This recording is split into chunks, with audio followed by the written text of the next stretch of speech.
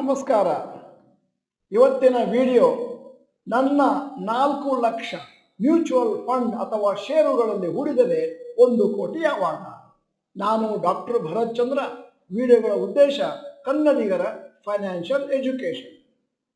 ನಿಮಗೆಲ್ಲ ತಿಳಿದೇ ಇದೆ, ನಾವು ಅವಾಗವಾಗ ಯೂಟ್ಯೂಬ್ನಲ್ಲಿ ಲೈವಲ್ಲಿ ಪ್ರಶ್ನೆಗಳಿಗೆ ಉತ್ತರ ಅಂತ ಒಂದು ಸೆಷನ್ ಮಾಡ್ತೇವೆ. ಅದರಲ್ಲಿ ಬಹಳಷ್ಟು ಪ್ರಶ್ನೆಗಳಿಗೆ ಉತ್ತರ ಕೊಡ್ತೇವೆ. ಸಮಯದ ಅಭಾವದಿಂದ ಹಲವಾರು ಪ್ರಶ್ನೆಗಳಿಗೆ ಉತ್ತರ ಕೊಡ್ಲಿಕ್ಕೆ ಆಗೋದಿಲ್ಲ. ಬಾಕಿ ಉಳಿದ ಪ್ರಶ್ನೆಗಳಲ್ಲಿ ಯಾವುದನ್ನು ಉತ್ತರ ಕೊಟ್ಟರೆ ಎಲ್ಲರಿಗೂ ಅನುಕೂಲ ಆಗುತ್ತೆ ಅಂತ ಕಂಡು ಬರುತ್ತೋ ಅವುಗಳನ್ನು ಚುನಾಯಿಸಿ ನಾವು ಅವುಗಳ ಮೇಲೆ ವಿಡಿಯೋ ಮಾಡ್ತೇವೆ. ನಮಗೆ ಬಂದ ಪ್ರಶ್ನೆ ಸಂಪೂರ್ಣ ರೂಪದಲ್ಲಿ ಹೀಗಿತ್ತು: I have 4 lakhs lump sum investment. If I invest it now in stocks and mutual funds, when will it become around 1 crore? ನಮ್ಮ ಅಬ್ಸರ್ವೇಷನ್ ಮತ್ತು ಕಮೆಂಟ್ಸ್ ಹೀಗಿದೆ. ನಿಮ್ಮ ಪ್ರಶ್ನೆಗೆ ಉತ್ತರ ಕೊಡುವುದು ಬಹಳ ಕಷ್ಟ. ಯಾಕಂತಂದ್ರೆ ನೀವು ಮ್ಯೂಚುವಲ್ ಫಂಡ್ ಮತ್ತು ಷೇರುಗಳಲ್ಲಿ ಹಣವನ್ನು ಹಾಕಿದಾಗ ಯಾವ ಮ್ಯೂಚುವಲ್ ಫಂಡ್ ಯಾವ ಷೇರಿನಲ್ಲಿ ಹಣವನ್ನು ಹಾಕಿದ್ದೀರಿ ಮತ್ತು ಎಷ್ಟು ಪ್ರಾಫಿಟ್ ಬಂದಿದೆ ಅನ್ನುವುದರ ಮೇಲೆ ನಿಮ್ಮ ಕೋಟಿ ಯಾವಾಗ ತಲುಪುತ್ತೆ ಅಂತ ಹೇಳ್ಬೋದು. ಸದ್ಯದ ಮಟ್ಟಿಗೆ ನಿಮ್ಮ ಪ್ರಶ್ನೆ ಹೇಗಿದೆ ಅಂತಂದ್ರೆ, ನಾನು ಬೆಂಗಳೂರಿನಿಂದ ಹುಬ್ಬಳ್ಳಿಗೆ ಹೊರಟಿದ್ದೇನೆ, ಯಾವಾಗ ತಲುಪುತ್ತೇನೆ? ನಡ್ಕೊಂಡು ಹೊರಟಿದ್ರಾ, ಸೈಕಲಲ್ಲಿ ಬರ್ತಾ ಇದ್ದೀರಾ, ಮೋಟರ್ ಬೈಕಲ್ಲಿ ಬರ್ತಾ ಇದ್ದೀರಾ, ಕಾರ್ನಲ್ಲಿ ಬರ್ತಾ ಇದ್ದೀರಾ, ಏರೋಪ್ಲೇನಲ್ಲಿ ಬರ್ತಾ ಇದ್ದೀರಾ? ಅದರಂತೆ ಹುಬ್ಬಳ್ಳಿ ಯಾವಾಗ ತಲುಪುತ್ತೆ ಅಂತ ಹೇಳ್ಬೋದು. ಎರಡನೇ ಅಬ್ಸರ್ವೇಷನ್, ನೀವು ಮ್ಯೂಚುವಲ್ ಫಂಡಲ್ಲಿ ಹಣವನ್ನು ಹಾಕಿದಾಗ ಅಥವಾ ಷೇರ್ನಲ್ಲಿ ಹಾಕಿದಾಗ ಯಾವ ಷೇರುಗಳಲ್ಲಿ ಹಾಕ್ತೀರಿ ಅನ್ನುವುದರ ಮೇಲೆ 12, 14, 16% ವರೆಗೂ ವಾರ್ಷಿಕವಾಗಿ ಪ್ರಾಫಿಟ್ ಅನ್ನು ನಾವು ನಿರೀಕ್ಷೆ ಮಾಡಬಹುದು. ಮತ್ತೆ ಎಷ್ಟು ವರ್ಷದಲ್ಲಿ ಅದು 1 ಕೋಟಿ ಆಗುತ್ತೆ ಅಂತ ನಿಮ್ಮ ಮುಂದೆ ಒಂದು ಪಟ್ಟಿ ಇಟ್ಟಿದ್ದೇನೆ. Corpus 1 crore. 12% ಹಾಗೆ ನೀವೇನಾದರೂ ನಿಮ್ಮ 4 ಲಕ್ಷವನ್ನು ಹಾಕಿದ್ರೆ 1 ಕೋಟಿ ತಲುಪಲಿಕ್ಕೆ 28.5 ಇಯರ್ಸ್ ಬೇಕು. 14% ಹಾಗೆ 24.5 ಇಯರ್ಸ್, 16% ಹಾಗೆ 21.5 ಇಯರ್ಸ್. ಈಗ ಮೂರನೇ ಅಬ್ಸರ್ವೇಷನ್, ನೀವು ಲಂಸಮ್ 4 ಲಕ್ಷವನ್ನು ಹಾಕಿದ್ದೀರಿ. ಅದಾದ ಮೇಲೆ ಪ್ರತಿ ತಿಂಗಳು ಒಂದಷ್ಟು ಹಣವನ್ನು SIP SEP ಮಾಡ್ತೀನಿ ಅಂತಂದ್ರೆ ಆವಾಗ 1 ಕೋಟಿಯನ್ನು ಬಹಳ ಈಸಿಯಾಗಿ ಇನ್ನೂ ಕಡಿಮೆ ನಂಬರ್ ಆಫ್ ಇಯರ್ಸ್ನಲ್ಲಿ ತಲುಪಬಹುದು. ಈ ಸಂಚಿಕೆಯ ಎರಡನೆಯ ಪ್ರಶ್ನೆ ಹೇಗಿದೆ: ಸರ್, ನಾನು ಸ್ಟಾಕ್ ಅಲ್ಲಿ 13,000 ಇನ್ವೆಸ್ಟ್ಮೆಂಟ್ ಮಾಡಿದ್ದೇನೆ. ಇವಾಗ ಮಾರ್ಕೆಟ್ ಡೌನ್ ಆಗಿದೆ, ಗುಡ್ ಟೈಮ್ ಇನ್ವೆಸ್ಟ್ಮೆಂಟ್ಗೆ ಅಂತ ಹೇಳಿದ್ರು. ಬಟ್ ಅಮೌಂಟ್ ಇಲ್ಲ, ಪ್ಲೆಡ್ಜ್ ಮಾಡಿ ಇನ್ವೆಸ್ಟ್ ಮಾಡೋದು ಹೇಗೆ? ಇದಕ್ಕೆ ಸಂಬಂಧಪಟ್ಟ ಹಾಗೆ ಇನ್ನೊಂದು ಪ್ರಶ್ನೆ, ನಾನು ನನ್ನ ಎಲ್ಲ ಹಣವನ್ನು ಕಳೆದ ಕೆಲವು ತಿಂಗಳುಗಳಲ್ಲಿ ಷೇರು ಮಾರುಕಟ್ಟೆಯಲ್ಲಿ ಹಾಕಿದ್ದೇನೆ. ಸದ್ಯಕ್ಕೆ ನನ್ನ ಹತ್ರ ದುಡ್ಡಿಲ್ಲ, ನನ್ನ ಪೋರ್ಟ್ಫೋಲಿಯೋ 12% ಕೆಳಕ್ಕೆ ಬಿದ್ದಿದೆ. ಈಗ ಮತ್ತಷ್ಟು ಹಣವನ್ನು ಹಾಕುವುದು ಹೇಗೆ?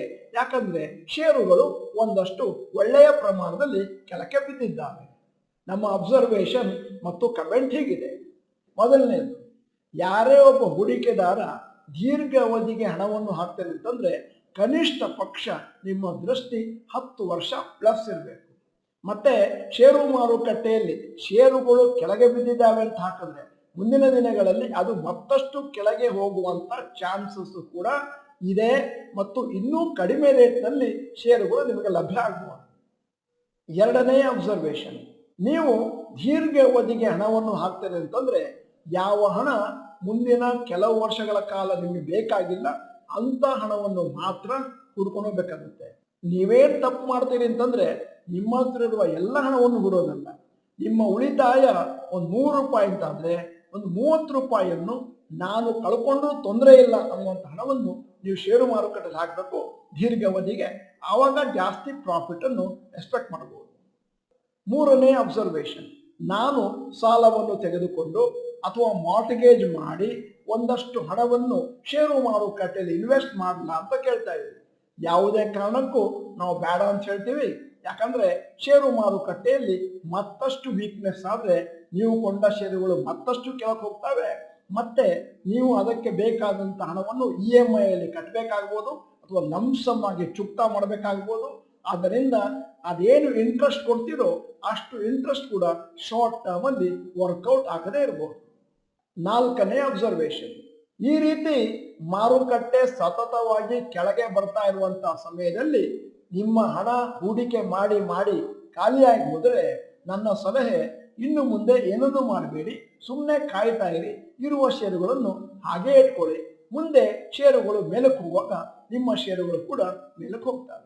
ಮುಂದಿನ ಪ್ರಶ್ನೆ ಹೀಗಿದೆ, ನನಗೀಗ 38 ವರ್ಷ, 8 ಲಕ್ಷವನ್ನು ಪೋಸ್ಟ್ ಆಫೀಸ್ ಡಿಪಾಸಿಟ್ ಇಟ್ಟಿದ್ದೇನೆ. ಅದನ್ನ ಮ್ಯೂಚುವಲ್ ಫಂಡ್ ಅಲ್ಲಿ ಕೂಡಲೇ ದಯವಿಟ್ಟು ಉತ್ತರ ಕೊಡಿ. ನಮ್ಮ ಅಬ್ಸರ್ವೇಷನ್ ಮತ್ತು ಕಮೆಂಟ್ ಹೀಗಿದೆ.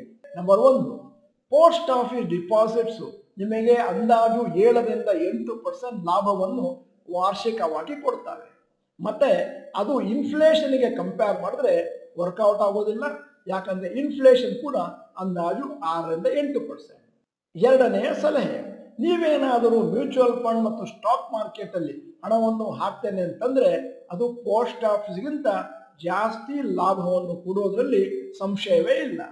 ಮೂರನೇದು, ಆದರೆ ನೀವು ಷೇರುಗಳಲ್ಲಿ ಮತ್ತು ಮ್ಯೂಚುವಲ್ ಫಂಡ್ಗಳಲ್ಲಿ ಬ್ಲೈಂಡ್ ಆಗಿ ಇನ್ವೆಸ್ಟ್ ಮಾಡ್ಲಿಕ್ಕೆ ಬರೋದಿಲ್ಲ. ನೀವು ಮ್ಯೂಚುವಲ್ ಫಂಡ್ ಅಲ್ಲಿ ಹಾಕಿದ್ರೆ ಸ್ವಲ್ಪ ಕಡಿಮೆ ರಿಸ್ಕ್ ಇದೆ ಮತ್ತು ಒಂದು ಒಳ್ಳೆಯ ಪ್ರಾಫಿಟ್ ಬರುವಂತ ಚಾನ್ಸಸ್ ಕೂಡ ಇದೆ. ಆದರೆ ಮ್ಯೂಚುವಲ್ ಫಂಡ್ ಬಗೆಗೆ ಸಂಪೂರ್ಣವಾಗಿ ಜ್ಞಾನವನ್ನು ಹೊಂದಿರಬೇಕು. ಯಾವ ತರದ ಮ್ಯೂಚುವಲ್ ಫಂಡ್ ನನಗೆ ಸೂಕ್ತ, ಅಂದರೆ ನೀವು ಸ್ವಲ್ಪ ದೀರ್ಘ ಅವಧಿಗೆ ಹಾಕ್ತೀನಿ ಅಂತಂದ್ರೆ ಈಕ್ವಿಟಿ ಮ್ಯೂಚುವಲ್ ಫಂಡ್ಗಳಲ್ಲಿ, ಮೀಡಿಯಂ ಅವಧಿಗೆ ಹಾಕ್ತೇನೆ ಅಂತಂದ್ರೆ ಹೈಬ್ರಿಡ್ ಫಂಡ್ಗಳಲ್ಲಿ, ಮತ್ತೆ ರಿಸ್ಕ್ ತೆಗೆದುಕೊಳ್ಳಲಿಕ್ಕೆ ಏನೂ ಶಕ್ತಿ ಇಲ್ಲ ಅಂತಂದ್ರೆ ಆಗ ನೀವು ಡೆಟ್ ಮ್ಯೂಚುವಲ್ ಫಂಡ್ಗಳಲ್ಲಿ ಹಣವನ್ನು ಹಾಕಬಹುದು. ನಾಲ್ಕನೆಯ ಮತ್ತು ಕೊನೆಯ ಅಬ್ಸರ್ವೇಷನ್, ಮ್ಯೂಚುವಲ್ ಫಂಡ್ಗಳಲ್ಲಿ ಮತ್ತು ಷೇರುಗಳಲ್ಲಿ ಹಣವನ್ನು ಹಾಕಿದಾಗ ಅಂದಾಜು 12ರಿಂದ 18% ವರೆಗೂ ನೀವು ಲಾಭದ ನಿರೀಕ್ಷೆ ಮಾಡಬಹುದು, depending on which type of mutual fund or stocks you are selected. ಆದ್ದರಿಂದ ದೀರ್ಘಾವಧಿಯ ಮ್ಯೂಚುವಲ್ ಫಂಡ್ಗಳಲ್ಲಿ ಲಾಭ ಇದೆ ಅಂತ ತಿಳಿಸ್ಲಿಕ್ಕೆ ನಾನು ಉತ್ಸುಕನಾಗಿದ್ದೇನೆ.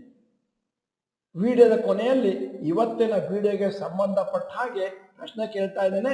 ನೀವು ಲೋನ್ ಅನ್ನು ತಗೊಂಡು ಅಥವಾ ಪ್ಲೆಡ್ಜ್ ಮಾಡಿ ಇನ್ನೊಂದಷ್ಟು ಷೇರುಗಳನ್ನು ಕೊಂಡುಕೊಳ್ಳಬೇಕು ಅಂತ ಇದ್ದೀರಾ? ಎಸ್ ಅಥವಾ ನೋ ಅಂತ ಟೈಪ್ ಮಾಡಿ. ನೀವು ಡಾಕ್ಟರ್ ಭರತ್ ಚಂದ್ರ ಇನ್ಸ್ಟಿಟ್ಯೂಟ್ ಕನ್ನಡ ಚಾನೆಲ್ ಮೆಂಬರ್ ಅಲ್ಲ ಅಂತಂದ್ರೆ ಇದೀಗ ಸಮಯ. ಸಬ್ಸ್ಕ್ರಿಪ್ಷನ್ ಬಟನ್, ಬೆಲ್ ಐಕಾನ್ ಒತ್ತಿ. ವಿಡಿಯೋ ಚೆನ್ನಾಗಿದ್ರೆ ಲೈಕ್ ಬಟನ್ ಒತ್ತೋದನ್ನು ಮರಿಬೇಡಿ. ವಿಡಿಯೋನ ನಿಮ್ಮ ಎಲ್ಲಾ ಸ್ನೇಹಿತರಿಗೂ ಫಾರ್ವರ್ಡ್ ಮಾಡಿ. ವಿಡಿಯೋನ ಸಂಪೂರ್ಣವಾಗಿ ನೋಡಿದ್ದಕ್ಕೆ ಧನ್ಯವಾದಗಳು. ನಮಸ್ಕಾರ.